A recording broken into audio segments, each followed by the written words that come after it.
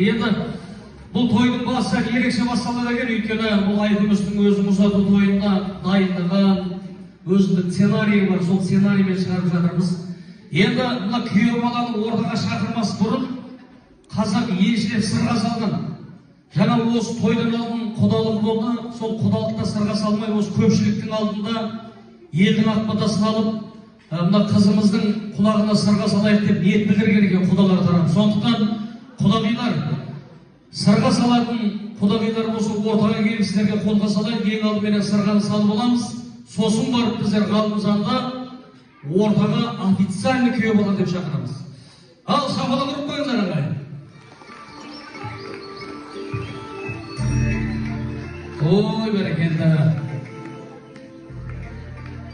Қош келдіңіздер, қадамдарыңыз құтты болсын. Енді бір маңдайына сүйіп қойсаңыз бірінші.